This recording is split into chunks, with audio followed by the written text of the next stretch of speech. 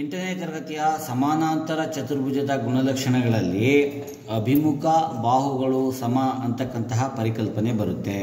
ಈಗ A B ಬಾಹು C D ಬಾಹುಗೆ ಸಮ, ಅದೇ ರೀತಿ ಎ ಡಿ ಬಾಹು ಏನಿದೆ ಅದು ಬಿ ಸಿ ಬಾಹುಗೆ ಸಮ. ಇದನ್ನು ತೋರಿಸಲಿಕ್ಕೆ ಒಂದು ಚಿಕ್ಕ ಚಟುವಟಿಕೆಯನ್ನು ಮಾಡ್ಬೋದು. ಈ ಒಂದು ಸಮಾನಾಂತರ ಚತುರ್ಭುಜದ ಮೇಲೆ ಒಂದು ಟ್ರಾನ್ಸ್ಪರೆನ್ಸ್ ಶೀಟನ್ನು ಹಾಕ್ಬಿಟ್ಟು ಅದ್ರ ಮೇಲೆ ನಾವು ಆ ಬಾಹುಗಳ ಉದ್ದ ಎಷ್ಟಿದೆ ಅದನ್ನು ಬರೀಬೇಕು.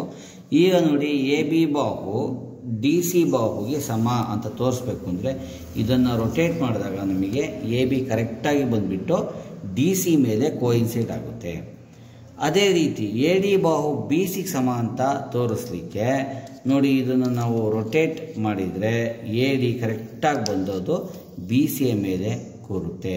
ಈ ಮೂಲಕ ನಾವು ಸಮಾನಾಂತರ ಚತುರ್ಭುಜದ ಅಭಿಮುಖ ಬಾಹುಗಳು ಸಮ ಅನ್ನೋದನ್ನು ಹೇಳ್ಬೋದು. ಧನ್ಯವಾದಗಳೊಂದಿಗೆ ಗಿರೀಶ್ HP, ಬೇಲೂರು.